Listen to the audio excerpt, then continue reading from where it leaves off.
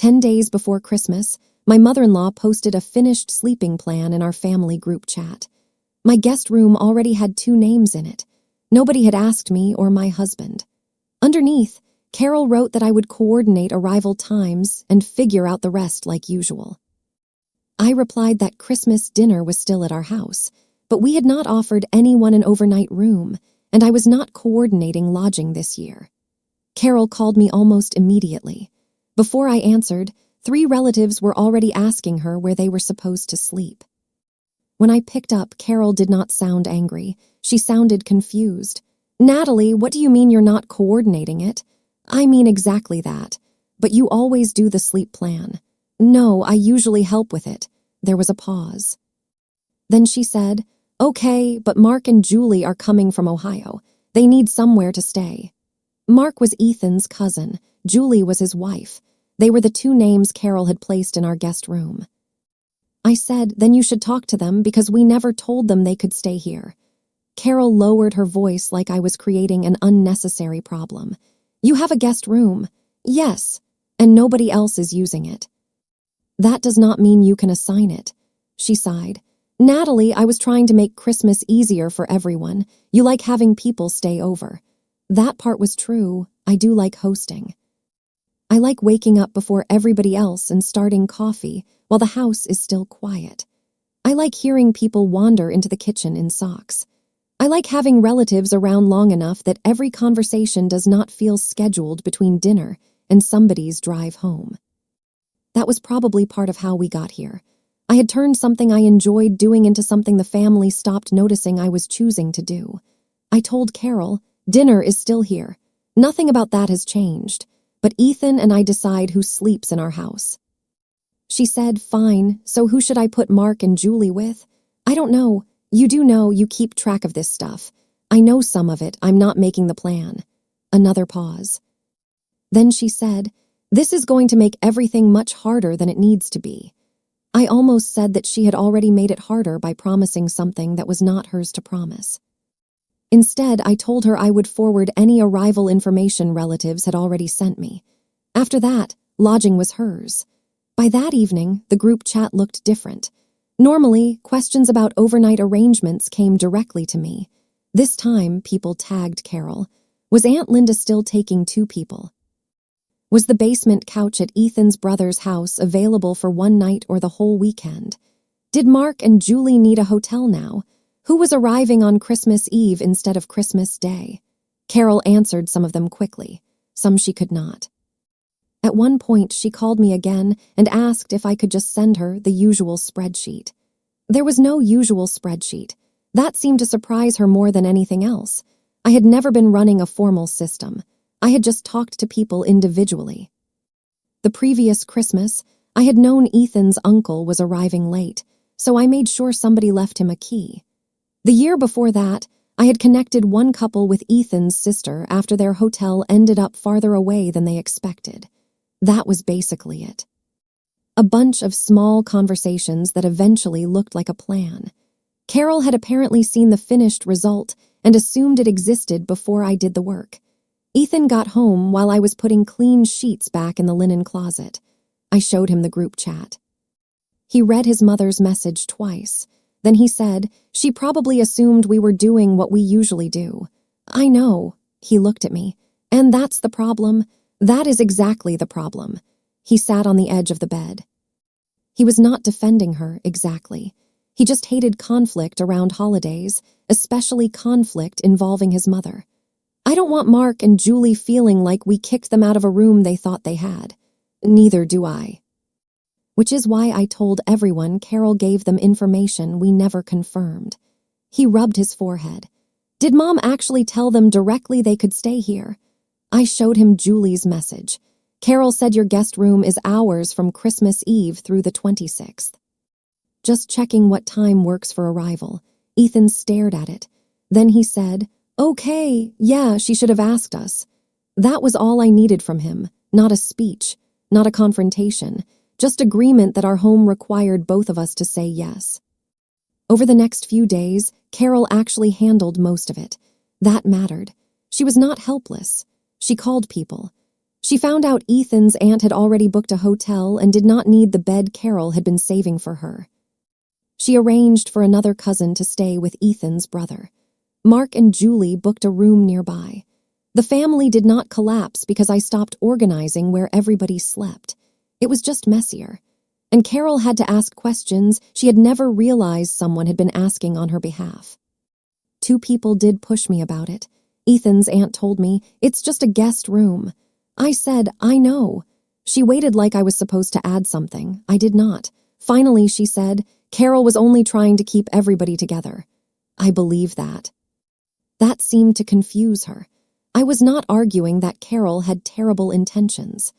I was arguing that good intentions did not turn our guest room into something she could give away.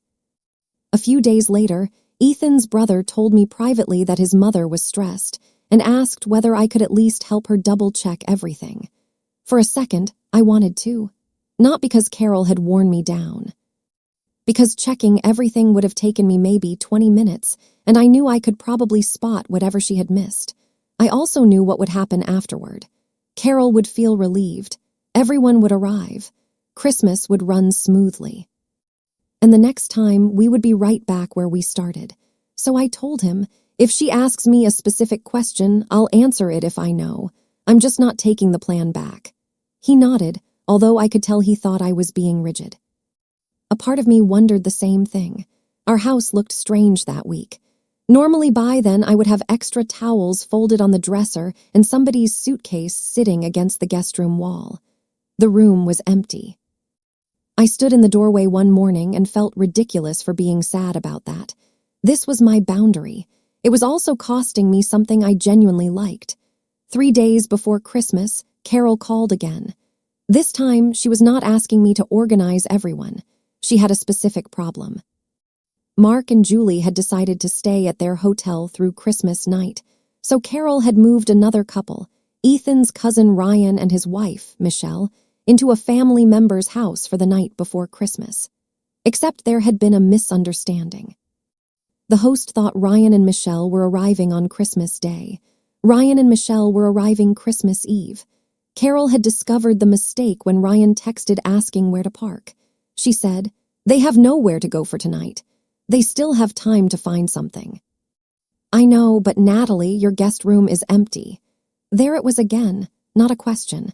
A solution she believed already belonged to her. She continued, "Can we please just let them stay there this once?" I said, "You're asking me after you already told them what the plan was again." "No, I didn't tell them they were staying with you." "Good. I'm asking now." "Not exactly." She was telling me why my room was the obvious answer and waiting for me to agree. I told her I needed to talk to Ethan. She sounded irritated. "Their family, Natalie. I know who they are." I ended the call. Ethan was in the garage wrapping a present badly enough that I could see what it was from the hallway. I told him what happened. He said, "I'm fine with them staying one night if you are." I was too, but I did not call Carol back immediately. About 20 minutes later, Michelle called me. She sounded mortified. "Hey, Natalie. Carol told us there was some confusion with where we were supposed to stay. She said your guest room might be available, but I wanted to ask you directly before we assumed anything. If it's not okay, seriously, we'll figure something else out." That changed the entire conversation for me, not because Michelle had said the perfect words, because she understood the room belonged inside a question. I told her, "One night is fine. Come whenever you get into town." She thanked me about 4 times. Ryan and Michelle arrived that evening carrying their own overnight bags and a bakery box they had picked up on the drive. They stayed one night. I made coffee the next morning. Michelle wandered into the kitchen in socks while Ryan was still asleep upstairs. For a few minutes, the house felt exactly the way I had always liked it during Christmas. That mattered too. Setting a boundary had not turned me into someone who hated having family in my home. It just meant I wanted to be part of the decision. Carol came over later that morning. She saw Ryan's bag beside the stairs and said, "See, that worked out." I knew what she meant. I also knew correcting her in the hallway on Christmas Eve would accomplish nothing. So I just said, "Michelle called and asked us." We said yes. Carol looked at me for a second, then she nodded.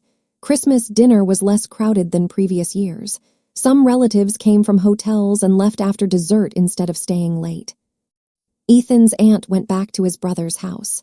Mark and Julie left earlier because they had a drive to their hotel. Nobody was stranded. Nobody's Christmas was ruined. Carol spent more time checking her phone than usual because she was still answering questions about the next morning. I helped with dinner because dinner was what I had agreed to host. I cooked. Ethan cleaned. People brought dishes. Carol carved the ham because she always did. I did not reopen the lodging plan. At one point, I looked toward the stairs and missed hearing people moving around upstairs. That surprised me. I had expected the boundary to feel completely satisfying once I held it. Instead, I felt relieved and a little disappointed at the same time. I still preferred the bigger, messier version of Christmas. I just did not prefer it enough to let somebody else volunteer my home for it. Carol and I never had a dramatic conversation afterward. She still thought I had made the holiday more complicated than necessary. I still thought she had confused my willingness to help with permission to decide for me. We mostly left it there. The real change showed up a few months later. Ethan's aunt was planning to visit for a spring family weekend, and Carol started another group chat about lodging. I saw her message while I was making dinner. She listed 2 relatives staying with Ethan's brother. One couple had already booked a hotel. Then she stopped. My guest room was not filled in. A minute later, I got a separate text from Carol. "Is your guest room available that weekend, or should I tell Linda to get a hotel?" I looked at the message longer than I needed to. Then I asked Ethan what he thought. We were both fine with it, so I told Carol yes. That weekend, I put clean sheets on the bed, folded towels on the dresser, and made sure there was coffee for the morning. I still host. I still like a full house. The only difference is that now the guest room stays empty on Carol's plan until somebody asks.